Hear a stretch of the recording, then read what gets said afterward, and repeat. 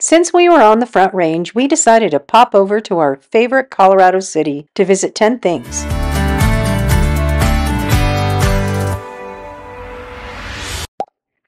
The springs are nestled at the foot of the Rocky Mountains to the west and the high desert plains to the east. Approaching 500,000 residents, Colorado Springs is the second largest city in Colorado.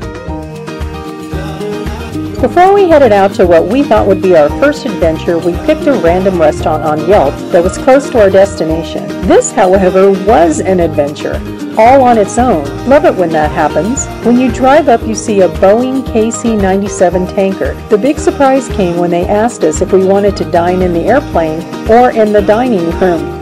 Well, duh, of course we wanted to eat in the plane. The 275-seat plane was built in 1953 to refuel aircraft throughout the world. The staff is dressed like flight attendants. Pictures and rare artifacts are spread throughout the building, and the food was great. It deserves a shout-out. Since Colorado Springs is home to the Air Force Academy and various military installations, it's fitting that it's home to the National Museum of World War II Aviation. It opened in 2012, and its goal is to create a deeper understanding of the historical importance of American aviation in World War II. The first part of the museum takes you through a self-guided tour of the events leading up to the war and how they affected the aviation industry. Additional galleries explain early American involvement and the lessons learned. These lessons prompted the home front to develop and produce the aircraft that ultimately won the war.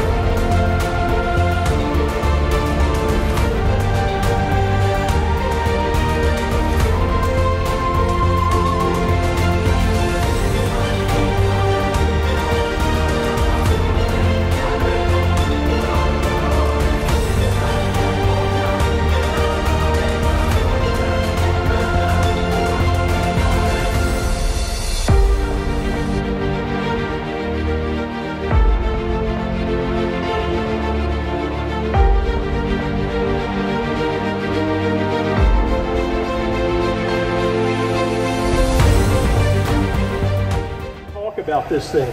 This is a B-25 bomber. If you look in the front, it has a Norden bomb sight.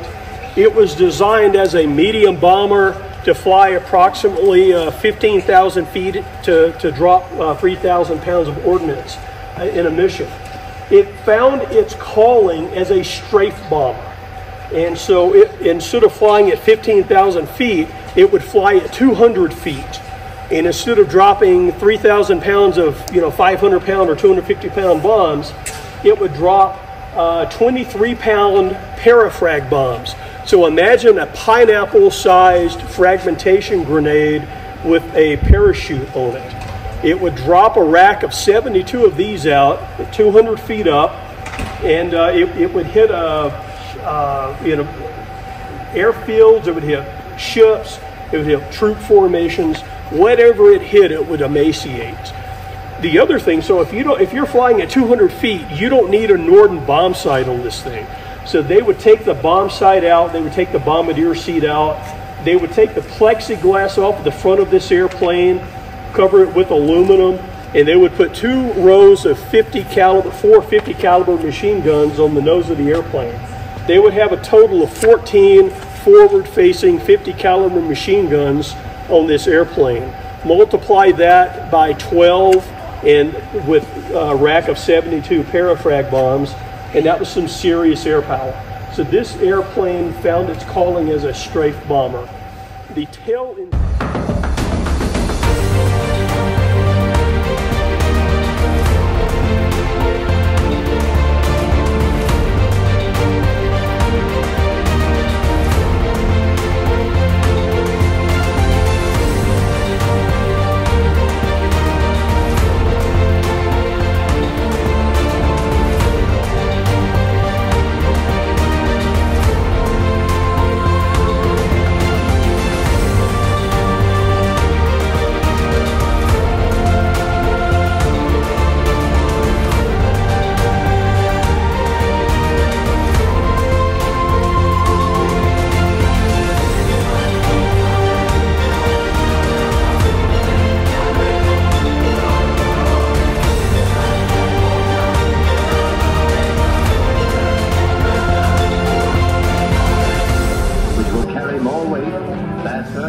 higher than any other wing. The jigs themselves, the fixtures and the tools were designed so that unskilled workers could be experts within a week. Voted one of the best zoos in the country, the Cheyenne Mountain Zoo is unique. It's the highest zoo in the world at 6,800 feet above sea level. Built on a mountain, the animals can be viewed from different levels and even on a chairlift. For those who have a difficult time getting around, a shuttle is provided. One of the things that makes this zoo special is the many opportunities to interact with the animals. Our favorite is feeding the giraffes.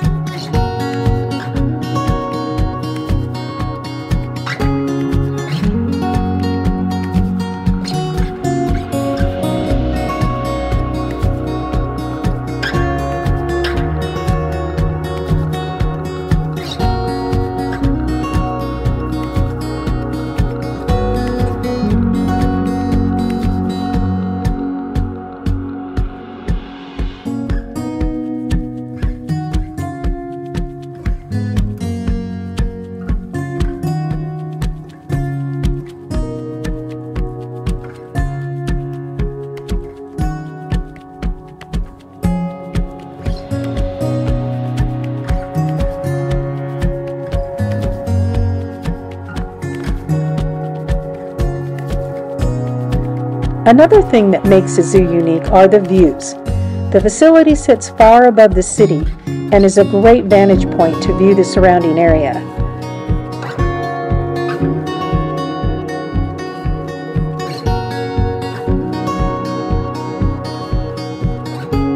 Some animals are close, like the wallabies.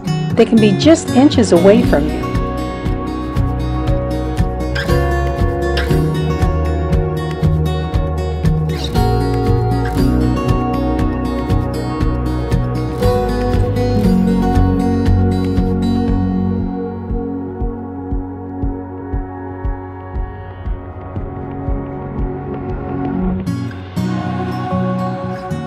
Alligator feeding today. It's going to have a lot of crowd participation, so hopefully you guys will enjoy that. So we have Tommy and Sally, our American alligators. A lot of people ask why we have alligators instead of crocodiles being in the Australia section. Reason being for that are some different things. In this enclosure, we can have a couple of alligators, whereas if we were to have a crocodile, this wouldn't be big enough for one.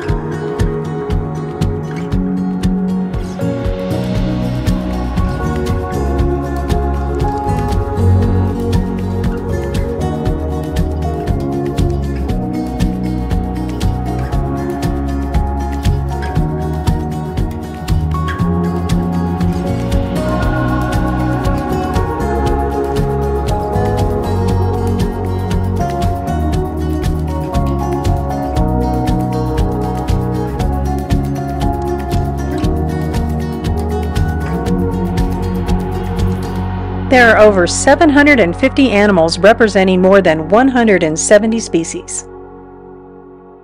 The next morning, we left early to explore one of Colorado Springs' most famous gems, Garden of the Gods. Since the main entrance would be closed to vehicle traffic this day, we snuck around to a lesser-known entrance to see Balance Rock.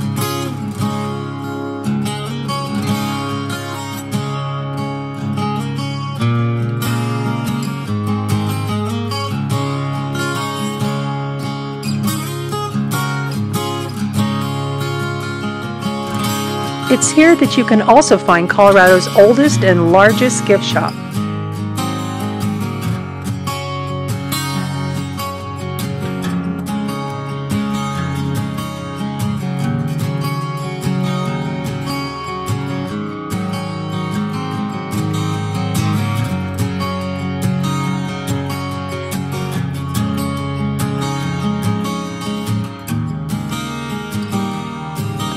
We stopped in to mill around and say hello to some of the critters.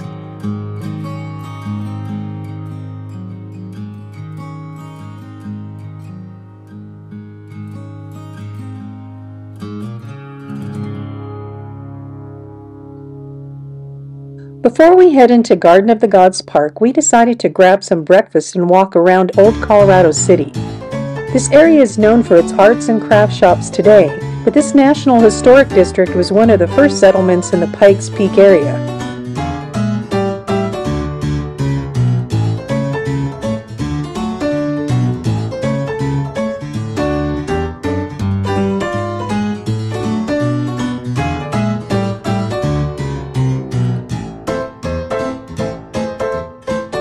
By the 1800s, it was a major supply hub for the area's gold miners.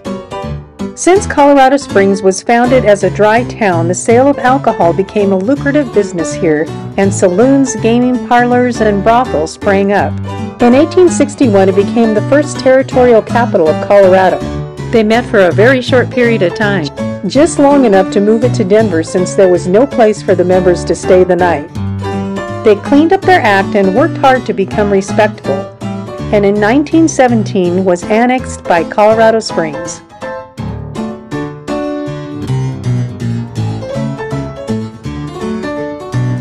The area hosts several events throughout the year. They just completed their Territory Days. This was widely advertised and must have been well attended because we found a sign on one of the shops that said their shop would be closed today to give their wonderful staff a chance to recuperate after the Territory Days.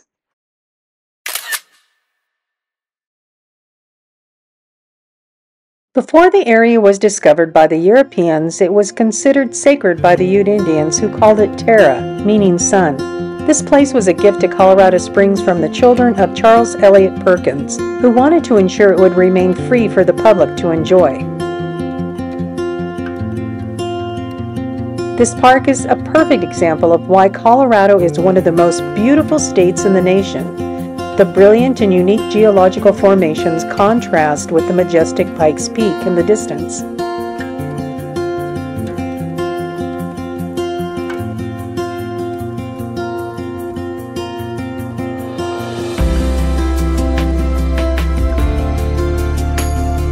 There are 21 miles of trails at Garden of the Gods. There are several signs with maps throughout the park, but they lack the "You Are Here" stickers. It might be beneficial to use a tracking app like All Trails here.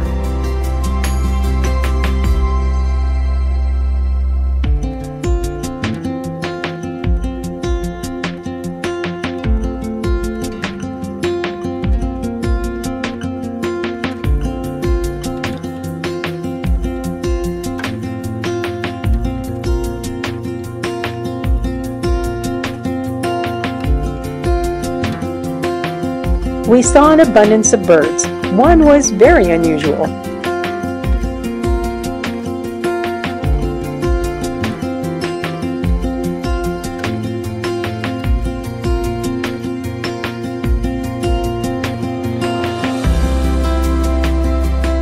The Garden of the Gods is home to a little-known gem.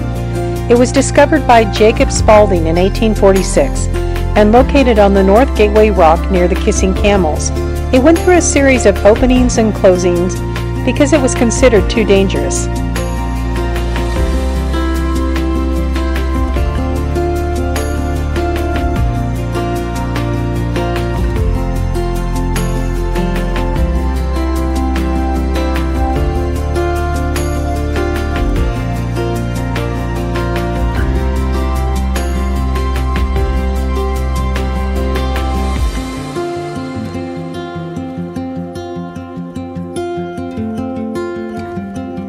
The Visitor Center is not only a great place for an epic view, It's full of interactive exhibits about the geology, wildlife, and history of the park. You can also sign up with several vendors here if you don't want to see the park on your own.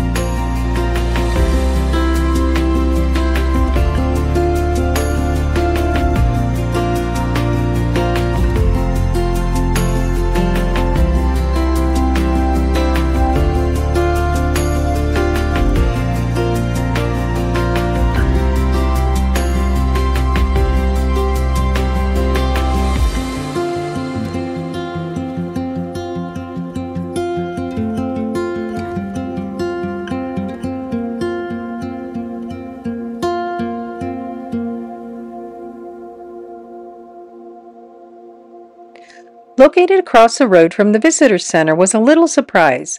Rock Ledge Ranch is an interpretive history museum. There's no charge since no programs were happening today, so we took their invitation to walk around.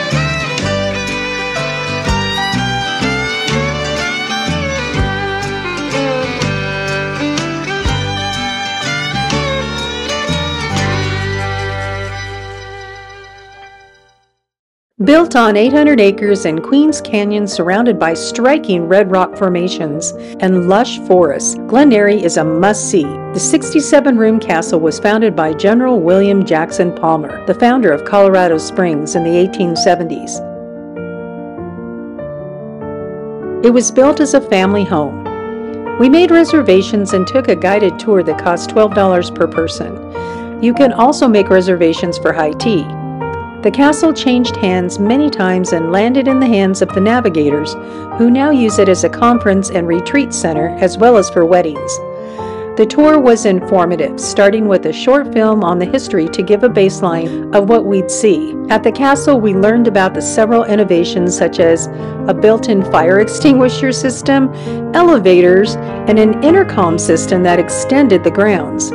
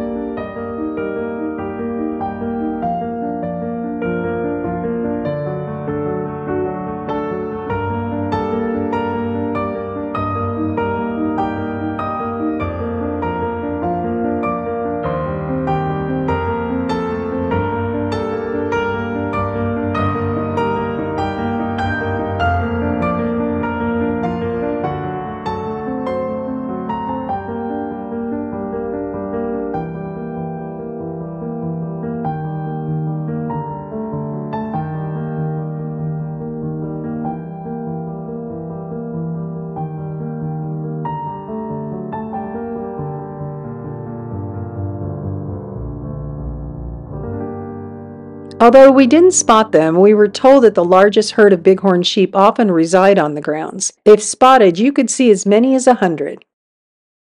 Located on the grounds of the Broadmoor Hotel, the Penrose Museum is free and well worth a visit. Park in the parking garage next to the museum and validate your ticket. It was founded in 1937 by Spencer Penrose, a philanthropist and businessman, to showcase his personal collection of carriages and automobiles. You'll find over 100 carriages and automobiles and other artifacts related to transportation and Western heritage.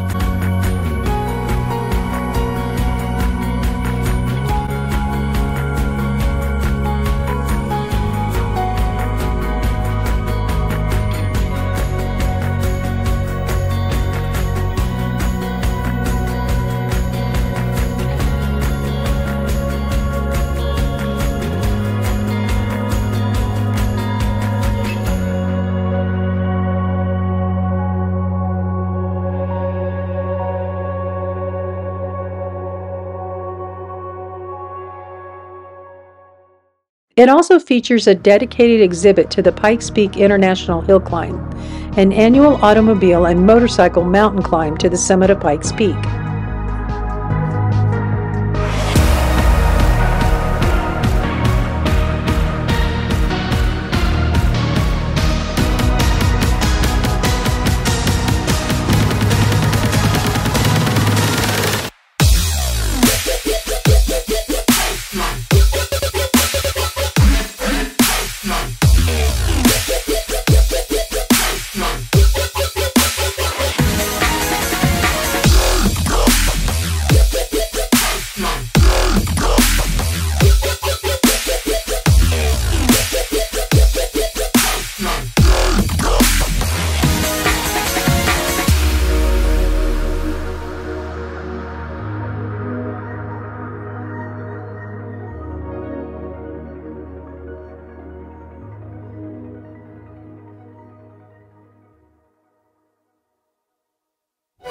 Our next adventure is exploring the Broadmoor Hotel. So what is the Broadmoor, you ask? It's one of the most decorated hotels in the country. Opening in 1918 and spanning over 5,000 acres, the hotel has 3 championship golf courses and offers activities such as hiking, horseback riding, falconry, and rock climbing. The hotel owns several of the area's tourist attractions, such as the Cog Railway that takes folks to the summit of Pikes Peak and Seven Falls. There's a lot more, but there's really too much to even mention. Rather than spend the money on the fancy rooms, we prefer to pretend like we're rich. The staff at the Broadmoor are lovely people. One such person talked to us for quite a while and encouraged us to walk the grounds.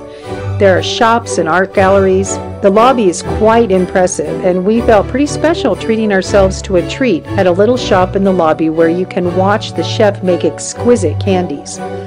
Just walking around is free, and it's a wonderful experience.